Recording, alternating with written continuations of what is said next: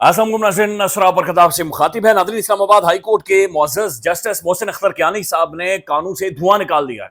Literally धुआं निकाल, ये अगर कोई संजीदा मुल्क होता ना और एक हाई कोर्ट के जस्टिस मोहसिन अख्तर कियानी साहब जैसी शख्सियत के ऐसे रिमार्क्स होते, मुल्क के अंदर नाज़रीन एक इमरजेंसी नाफिज कर दी जाती, मुल्क का पूरा निज़ाम पूरा सिस्टम बैठ जाता, लोगों की आंखें खुल जाती, लोग टकरे मारना शुरू कर देते और सब यानी बैठकर देखना शुरू कर देते कि भाई मोल कहां, यानी कहां पर इस मुल्क के अंदर कहां पर कुछ ना कुछ है जो कि गलत हो रहा है।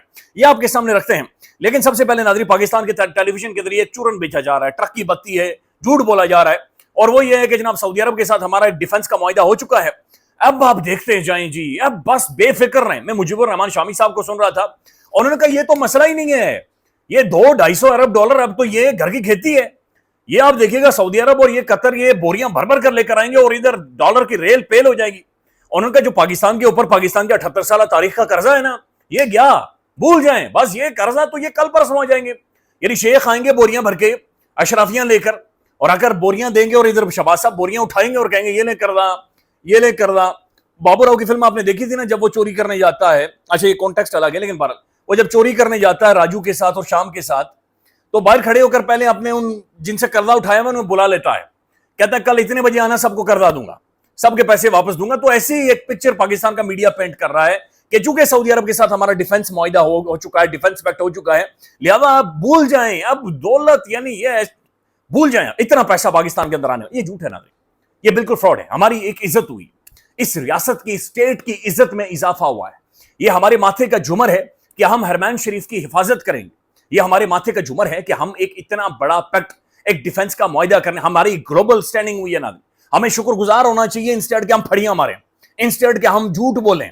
अभी इस सारे मुआहिदे की नीटी ग्रिटियां बहुत सारी चीजें सामने नहीं आई, इसके ऊपर दुनिया रिएक्ट करेगी, इसके ऊपर दुनिया का एक जवाब आएगा।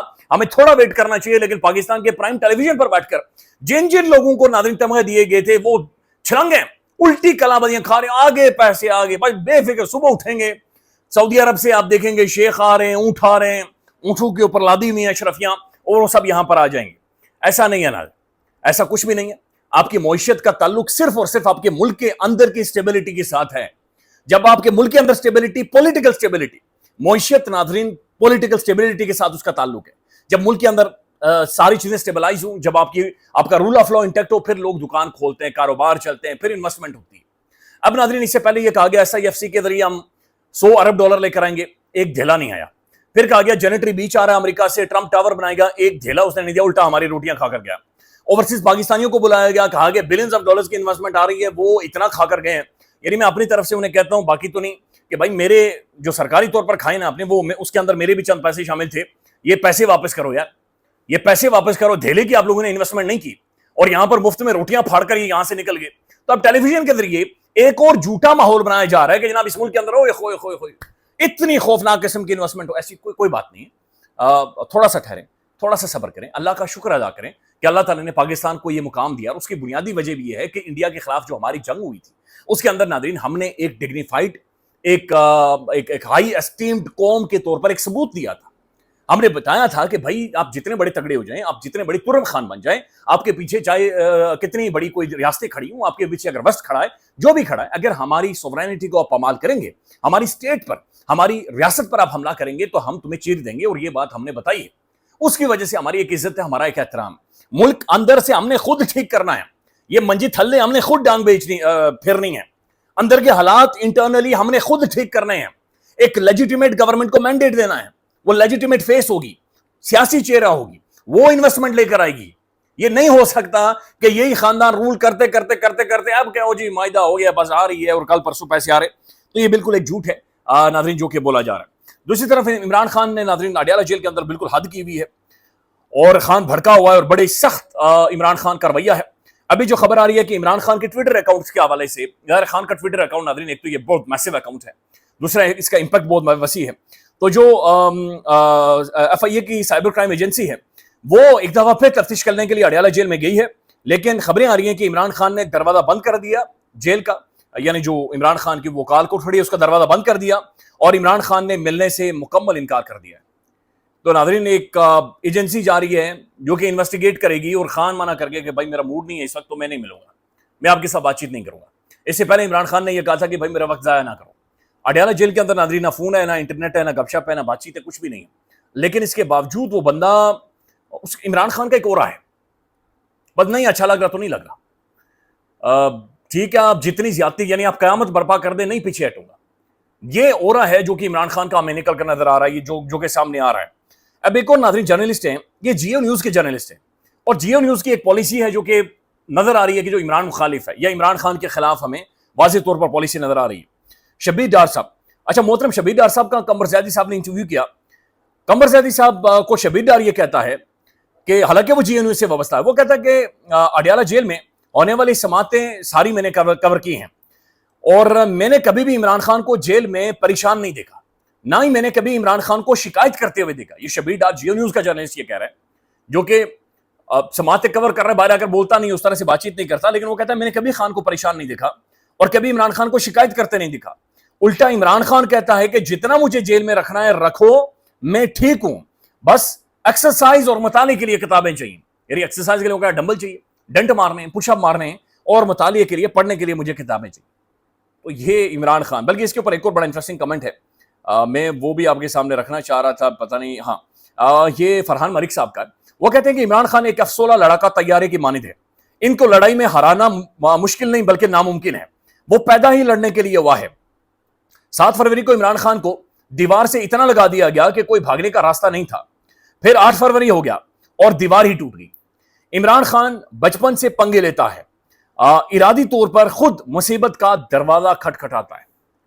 تو ناظرین بہرحال جو بھی کہانی بنائی جائے، عمران خان کا ایک مینڈیٹ ہے، اور وہ مینڈیٹ جب تک اسے نہیں ملے گا انٹرنلی چیزیں پاکستان کے اندر ٹھیک نہیں ہوں. یہ بات سمجھے کہ ہم سب کے انٹرسٹ میں ہے کہ پاکستان کے انٹرنل حالات بہتر ہوں. اللہ تعالیٰ نے ہمیں بین الاقوامی ایک عزت دی ہے، ہمیں اس کا احترام کرنا چاہیے، ہمیں اس کی ریسپیکٹ کرنی چاہیے، ہمیں اس کا شکرانہ ناظرین ادا کرنا چاہیے.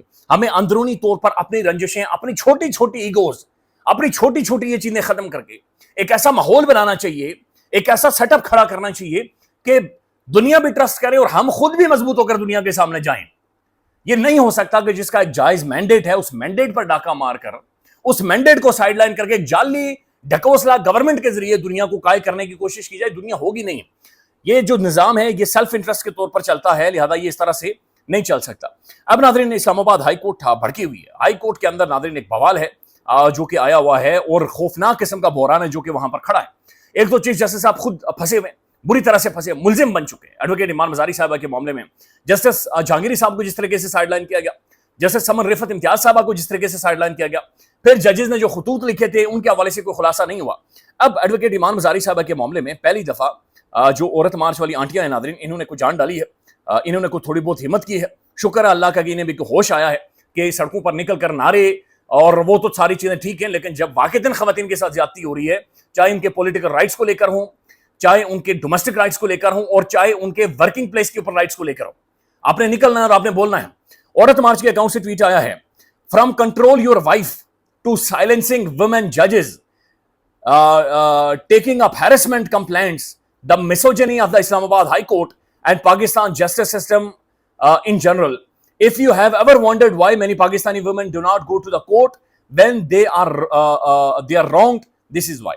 آگے وہ بتا رہی ہیں کہ جناب یہ ایک میسوجنسٹ قسم کے، سیکسسٹ قسم کے ریمارکس اسلام آباد ہائی کورٹ کے جسٹس کے ہیں، اور یہ اپنی بیوی کو گھر کے اندر کنٹرول کرنے سے لے کر یہ جو ذہنیت ہے، اچھا یہ ذہنیت نہیں ہے جی، یہ بیماری ہے. ہر وہ مرد جو یہ سمجھتا ہے کہ وہ عورت کو کنٹرول کرتا ہے، یا عورت جس طریقے سے یعنی اسلام آباد ہائی کورٹ کے جسٹس صاحب نے کہا ہادی صاحب انہیں لے کر جائیں، نہیں تو اگر میں نے پکڑ لیا نا، اس طرح کی جو عورتوں کو لے کر مینٹالٹی ہے یہ بیماری ہے. اور اس بیماریوں کی نشاندہی عورت مارچ نے بھی کی ہے، اور انہوں نے بھی کہا ہے کہ جناب اس وجہ سے کہ اسلام آباد ہائی کورٹ کے آنریبل جسٹس ملزم جناب سرفراز ڈوگر صاحب کی وجہ سے خواتین عدالتوں کے اندر نہیں جاتی. وہ کہتے ہیں عدالتوں کے لیے معزز جسٹس صاحب ایک دھبا بن چکے ہیں، ود ریسپیکٹ، یہ اس کا خلاصہ مجھے سمجھ آ رہا ہے. تو یہ ان کے لیے وہ کہتے ہیں دھبا بن چکے ہیں کہ وہاں پر ان سے ڈر کر، یعنی عورتیں عدالت کے اندر نہیں جاتی کہ آگے جسٹس ڈوگر صاحب بیٹھے ہوئے ہیں. یعنی عورتیں میرے خیال میں یہ جو کہنا چاہ رہی ہیں کہ عدالتوں کے باہر، اسلام آباد ہائی کورٹ کے باہر سے دوپٹہ ایسے کر کے نکل جاتی ہیں، بھائی جسٹس ڈوگر صاحب اندر سے نہ دیکھتے، ہو سکتا ہے ایسی کوئی سخت بات کر دیں یا سیکسسٹ ریمارکس پاس کر دیں. یہ ایک امبیرسمنٹ ہے ناظرین جو کہ کریٹ ہو رہی ہے. یہ ایک شرم کا مقام ہے جو کہ ہمارے لیے، ہم سب کے لیے بنتا جا رہا ہے. اللہ کرے کہ جسٹس زوگر صاحب اس چیز کا ادراک کریں یا پاکستان کے جو ہائر اتھارٹیز ہیں اس چیز کو دیکھیں اور آگے لے کر جائیں. ناظرین یہ سی ڈی اے کا ایک معاملہ تھا, وہاں پر جسٹس محسن اختر کیانی صاحب کی ریمارکس ہیں. وہ کہتے ہیں کہ ہم جس عمارت میں بیٹھ کر کیس سن رہے ہیں ابھی تک اس کی آفیشیل ہینڈنگ اوور تک نہیں ہوئی ہے. یعنی جس عدالت کے اندر بیٹھ کر وہ کہتے ہیں کہ ہم معاملات کو سن رہے ہیں, یہ اس کی آفیشیل ہینڈنگ, یعنی یہ آفیشیلی عدالت ہی نہیں ہے یا ہمارے ہینڈ اوور ہی نہیں ہوئی. جو کچھ ملک میں ہو رہا ہے اس پر دعا ہی کی جا سکتی ہے. یہ ایک بڑے سینئر جج اسلام آباد ہائی کورٹ کے بات کریں. جو کچھ اس وقت ہو رہا ہے یہ بہت بڑی بدقسمتی کی بات ہے. جو کچھ عام آدمی کے ساتھ ہو رہا ہے وہی سب ججز کے ساتھ ہو رہا ہے. اب عام آدمی کے ساتھ مدرین کیا ہو رہا ہے؟ عام آدمی کی زندگی اس ملک کے اندر قبرستان بنا دی گئی ہے. میں صرف کل کا جو ٹویٹ تھا کاشف عباسی کا, اس کی آخری لائن برائے مہربانی جا کر پڑھیں, یہ بڑی خوفناک لائن ہے. کاشف عباسی یہ کہہ رہا ہے کہ ہمیں بتا دیں کہ کیا اس ملک کے اندر ہمارے سٹیزن شپ رائٹس ختم کر دیے گئے ہیں, یعنی اس ملک کے اندر رہنے کے ہمارے بنیادی حقوق ختم کر دیے گئے ہیں. تو کاشف عباسی جیسا بندہ بات چیت کر رہا ہے تو عام بندے کی آپ اندازہ لگا لیں. اس کے بعد محسن اختر کیانی صاحب کہتے ہیں جو کچھ عام آدمی کے ساتھ ہو رہا ہے وہی ہم ججز کے ساتھ ہو رہا ہے. اگر کچھ بھی غیر قانونی ہو تو عدالتوں کے پاس جایا جاتا ہے, اور اس وقت عدالتوں کی حالت دیکھ لیں. کیا اسلام آباد کے لوگوں کا حق نہیں ہے کہ ان کے منتخب نمائندے ان کے فیصلہ کریں؟ اب کیونکہ کسی کو سوٹ نہیں کرتا تو 5 سال سے لوکل گورنمنٹ کے الیکشن ہی نہیں ہوئے. اگر قانون کسی کو سوٹ نہ کرے تو قانون کو ایک طرف رکھ دیا جاتا ہے, اگر کسی کو سوٹ کرتا ہے تو کہتے ہیں کہ سسٹم چلتا رہے. جو کام عوامی نمائندوں نے کرنے ہیں وہ عدالتیں کر رہی ہیں. گورننس کے سنجیدہ ایشوز ہیں. کسی کو احساس ہے کہ 24 کروڑ عوام کی طرح زندگی, عوام کس طرح زندگی گزار رہی ہے؟ سر تھینک یو سو مچ, آپ کو احساس ہے کہ عوام کس طرح زندگی گزار رہی ہے. ہمارا اسپرٹ ہی ختم ہو چکا ہے. کوئی ادارہ اس قابل نہیں رہا کہ اپنا کام ٹھیک سے کرے. آپ نے ماتحت عدالتوں کی حالت دیکھی ہے؟ مجھے عدالتوں سمیت کوئی ایک ادارہ بتا دیں جو کام کر رہا ہو یا جو ٹھیک کام کرنا چاہتا. مجھے پاکستان کا کوئی ایک ادارہ بتا دیں جو اپنا کام ہینڈل کرنے کے قابل رہا ہو. وہ کہتے ہیں پہلے کہ کوئی ایک ادارہ بتا دیں جو کام کر رہا ہو, پھر کہتے ہیں وہ جو کوئی ادارہ بتا دیں جو اس قابل ہو یہ کیا وہ کام کر رہا ہے یا کیا کام نہیں کر رہا. یہ ناظرین انٹرنلی ہماری پوزیشن, یہ ملک کے اندر کی ہماری پوزیشن, یہ ہمارے گھر کی حالت ہے. باہر ٹھیک ہے ہم نے ٹائلیں لگا دی ہیں, ہم نے پتھر لگوا دیا ہے, تو باہر سے تو گھر چٹا نظر آ رہا ہے, صاف نظر آ رہا ہے, لیکن انٹرنلی یہ صورتحال بنی. We need to fix this.